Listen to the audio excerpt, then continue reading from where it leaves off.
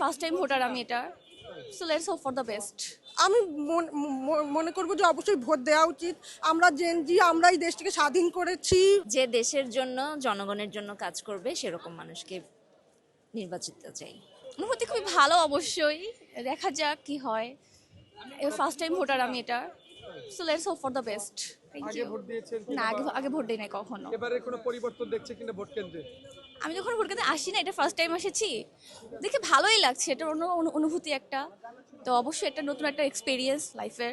Thank you so much. কোনো ধরনের ঝামেলায় পড়বেন কিনা বা পড়েছেন কিনা এরকম কোনো না কিছু না না, অনুভব ঝামেলা করছেন? সবকিছু আন্ডার কন্ট্রোলেই আছে, সবকিছু নিরাপত্তার মধ্যেই সবকিছু হচ্ছে বলে মনে করছি।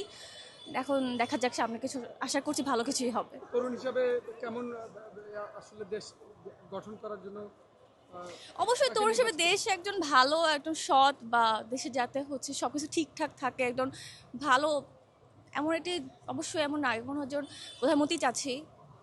দেখা যাক। এটা এটা আসলে আমার প্রথম ভোট ছিল, এর আগে আমি কখনো ভোট দেইনি। পরিবেশ কেমন দেখলেন, নিরাপত্তা ব্যবস্থা কেমন দেখছেন, কোনো খুবই ঝামেলায় ভালো, পড়বেন কিনা? খুবই ভালো, কোনো ঝামেলায় পড়িনি। এবং হচ্ছে ভিতরের যে ব্যবস্থাপনা ওটাও অনেক ভালো, গণতান্ত্রিক, এবং যে ফ্যাসিস্ট না, মানুষের যেন মানুষের সুযোগ সুবিধাটা বুঝে মানুষের যে মতামতকে যে গুরুত্ব দেয়।